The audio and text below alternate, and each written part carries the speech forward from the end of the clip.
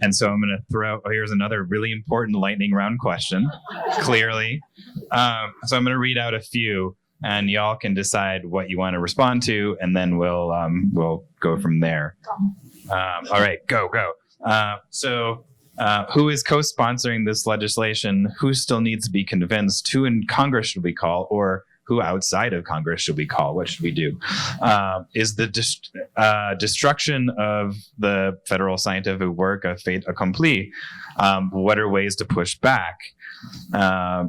In your view, what can educators do at all levels to better educate and inform students? I think not just on understanding science, but seeing the link between science and policy. How will loss of data impact us at EPA, USDA, on air and water monitoring and our ability to make fair and just policy decisions? And then has there been a shift in public opinion to consider scientific information as not trustworthy or elitist or biased? And if so, how can this public perception can be changed? Well, I feel like I was just struck by lightning. Let me answer that first question because it's a very straightforward one. 213 people have signed on out of 435 members of Congress, not one Republican. I state that because I have worked the whole audience across the board and encouraged them. And so what can be done? I think, again, everybody getting involved. You know, living in a democracy is not a convenience. Sometimes it's a lot of homework. The times call for us to do our homework. Remember, the framers of the Constitution said we have a democracy if we can keep it. Yeah. Let's keep it and let's put it to work. And there was one other question you had asked there about the data and the like. I think academia, private sector, all has to push via the management, via the leadership, via the instructors, the professors, and all speak forcefully.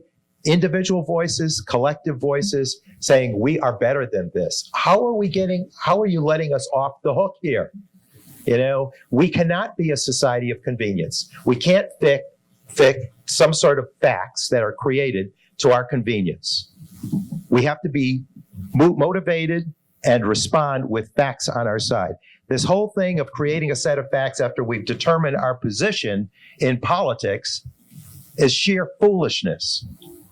And we're defying the very process that was fought for so that we could win and score victories. So let's make it happen. I think there was a question about education in there somewhere, Michael. Yep. And education is key, clearly, as Representative Tonko pointed out, getting them young and getting them inspired and interested. I know that there's a lot of good curriculum out there that sort of ties together the information about environmental health, where chemicals are produced, released, get inside our bodies, what products they're in or how we're being exposed, and what they do to us, and then what the safer alternatives are.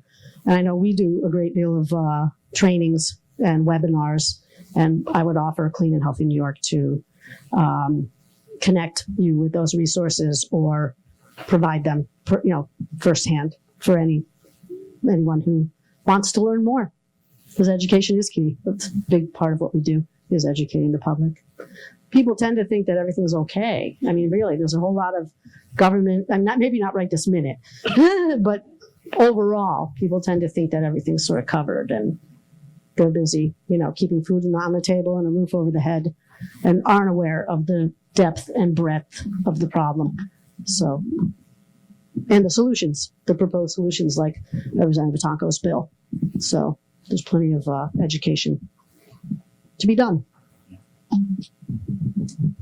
I think in one of the lightning bolts was a mention of the relationship between science and policy. And I think, that we all, I think, agree that there are legitimate differences in terms of what the policy approaches will be about any of the issues that each of us works on, whether it's climate change or addiction or clean environment and those sorts of things. And so we embrace the fact that there are going to be differences in Congress and in the media and so forth about what should we do about them, as long as we all begin with the established facts of the science.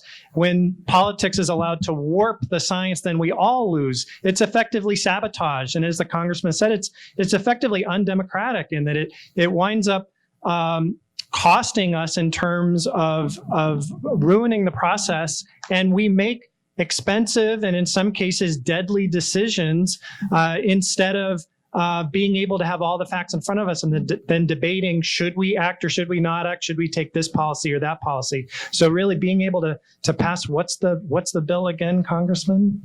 The name of the bill? Scientific Integrity Act, HR 1709. I should point out also that we have a sponsor we have several sponsors in the United States Senate. And, well, I won't use my words. I'll use the majority leader of the Senate, Mitch McConnell's words. He said he's the Grand Reaper and everything is coming into the graveyard. That is unacceptable. If you don't like what we've done, show us the alternative, show us your amendments, send it back to the House. But to bury these bills, we have sent over several bills this year from the House of Representatives, working steadfastly in every committee.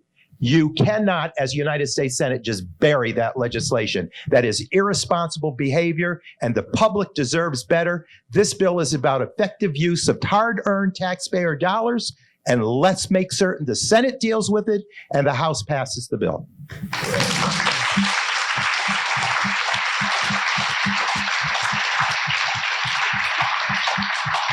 Dr. Udo, any last words?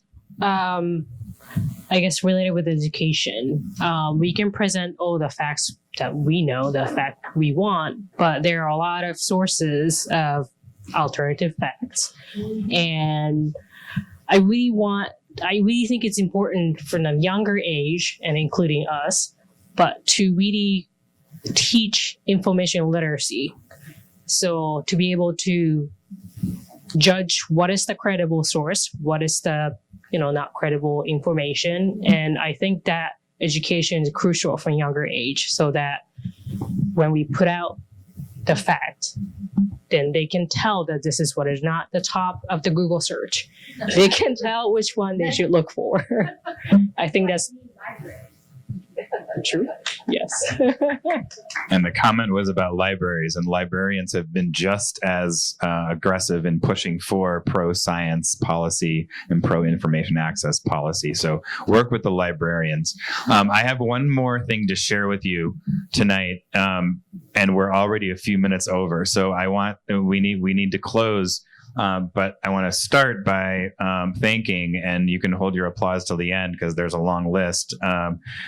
Siena College for providing the venue, President Madden for her remarks beforehand, CapSci for putting together this event and having just a great group of volunteers make this go seamlessly. The four panelists, Ms. Curtis, Dr. Corbin, Dr. Udo, and Congressman Tonko for sharing their ideas with us tonight. So now we can clap.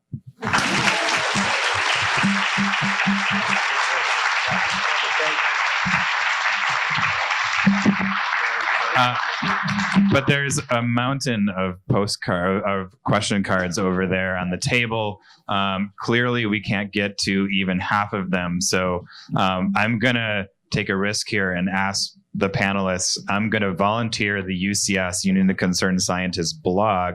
And if each of them would answer one more question, maybe work with us to do one more question in writing.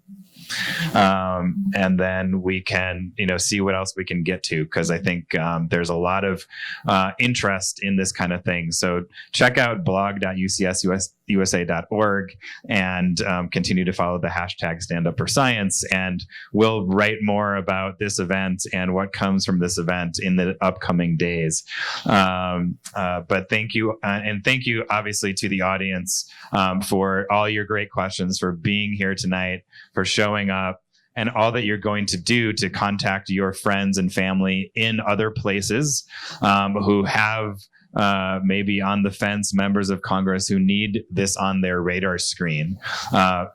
Members of Congress are going to, they have so many things to pay attention to. They're going to pay attention to the types of legislation that get traction and that get attention. And so give it that attention and encourage people to do the same all around the country. So thank you very much to our panelists and everybody for tonight.